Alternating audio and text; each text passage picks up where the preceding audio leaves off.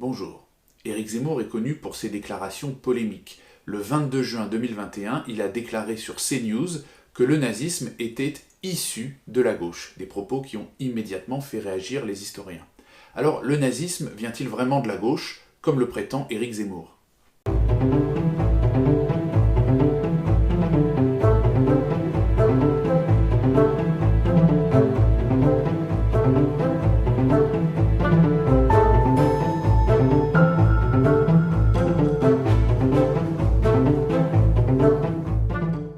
On situe habituellement le nazisme à l'extrême droite, comme tous les autres fascismes.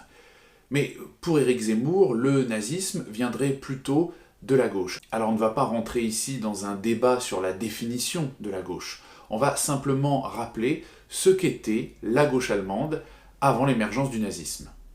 Comme dans la plupart des pays européens au début du XXe siècle, la gauche allemande est dominée par deux grands courants. Un courant réformiste, qui veut améliorer la condition ouvrière par des réformes sociales et qui est incarné par le SPD, le Parti social-démocrate. Et puis, un courant marxiste qui prône la destruction du capitalisme par une révolution du prolétariat. Ce courant est incarné par le KPD, le Parti communiste allemand. Cette concurrence entre les réformistes et les marxistes se retrouve également au sein des organisations syndicales.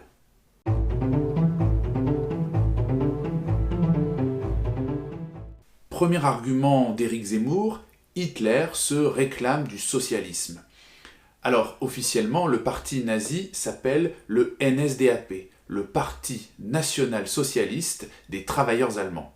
C'est vrai que le mot socialiste et le mot travailleur font plutôt penser à la gauche, mais on ne peut pas en déduire que le parti nazi était un parti de gauche. Comme l'explique l'historien Christian Ingrao, spécialiste du nazisme, le choix de cette appellation est purement tactique. Il s'agit d'une ruse politique dont le but est de séduire l'électorat ouvrier. D'ailleurs, la politique économique menée par les nazis n'avait rien de socialiste. Hitler n'a pas aboli le système capitaliste, il n'a pas aboli la propriété privée, il n'a pas étatisé l'économie allemande, au contraire, il s'est appuyé sur de grands groupes industriels privés. Deuxième argument d'Éric Zemmour, les SA voulaient détruire le capitalisme. Alors les SA désignent la Sturmabteilung, que l'on traduit généralement par section d'assaut. Il s'agit de la milice du parti nazi. Les membres de la SA étaient aussi appelés les chemises brunes. La SA était principalement composée d'anciens combattants et de chômeurs. Ces troupes de choc étaient réputées pour leur brutalité. Le chef des SA était Ernst Röhm, un ancien combattant de la Première Guerre mondiale. Röhm était partisan d'une ligne révolutionnaire et anticapitaliste, mais cela ne fait pas de lui un homme de gauche, car Ernst Röhm était aussi un nationaliste, un antisémite et un anticommuniste fanatique. En fait, les SA incarnent l'aile gauche du parti nazi, mais on ne peut pas dire que les SA sont de gauche ou qu'ils viennent de la gauche. De plus, il faut rappeler que les SA ont rapidement perdu leur influence après l'arrivée au pouvoir d'Hitler. En effet, lors de la nuit des longs couteaux, les 29 et 30 juin 1934, Ernst Röhm et tous les chefs de la SA ont été assassinés sur ordre des dirigeants nazis. Suite à cette purge, les SA ont été marginalisés au profit des SS. En fait, Hitler s'est servi des SA pour prendre le pouvoir et les a démantelés une fois arrivé au pouvoir. Troisième argument d'Éric Zemmour, Hitler a instauré des lois sociales. Alors, il s'agit d'un argument fallacieux, car un gouvernement qui met en place des lois sociales n'est pas forcément un gouvernement de gauche. Par exemple, à la fin du XIXe siècle, le chancelier allemand Bismarck a fait voter plusieurs lois sociales importantes. Pourtant, Bismarck n'était pas un homme de gauche, c'était un conservateur. Son objectif était d'amadouer la classe ouvrière et d'affaiblir les syndicats. Le raisonnement d'Éric Zemmour s'apparente à un paralogisme, c'est-à-dire un raisonnement erroné qui a l'apparence d'une déduction logique. Exemple, tous les chats sont mortels, Socrate est mortel, donc Socrate est un chat.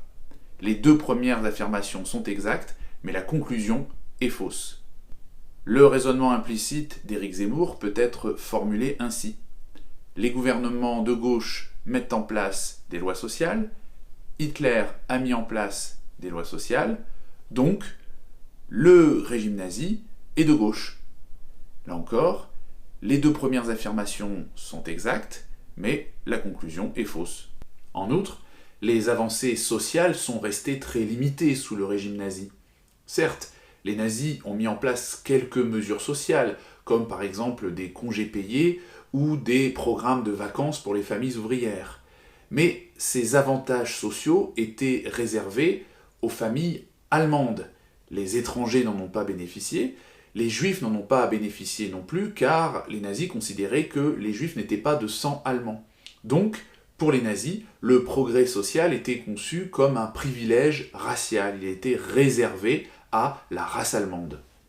Et puis, on ne peut pas dire que la condition ouvrière se soit beaucoup améliorée sous le régime nazi.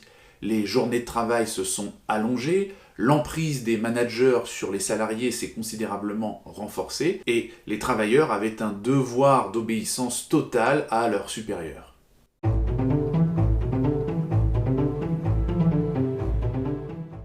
Affirmer que le nazisme vient de la gauche n'a pas vraiment de sens. Tout d'abord, le nazisme est clairement ancré à l'extrême droite. Hitler a repris toutes les thèses de l'extrême droite allemande, une définition biologique de la nation, la xénophobie, c'est-à-dire la haine des étrangers, le pangermanisme, c'est-à-dire la volonté de réunir dans une grande Allemagne toutes les populations de langue et de culture allemande, et bien sûr un antisémitisme féroce présent dès la fondation du parti nazi.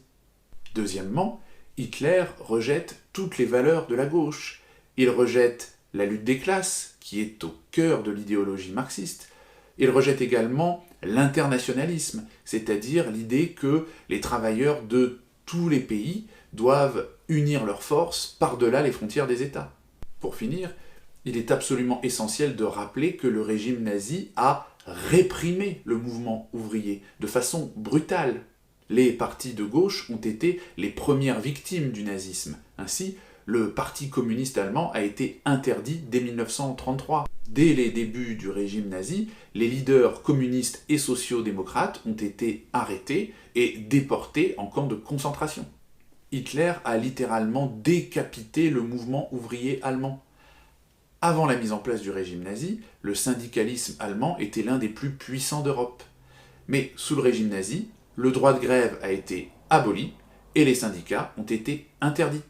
Les nazis ont aussi créé le Front allemand du travail, une organisation regroupant ouvriers et patrons et placée directement sous la tutelle du parti nazi. Cette organisation était chargée de l'endoctrinement des travailleurs et tous les salariés allemands avaient l'obligation d'y adhérer. Selon l'historien britannique Ian Kershaw, qui est l'un des plus grands spécialistes du nazisme au monde, la classe ouvrière a été neutralisée en tant que force politique sous le Troisième Reich.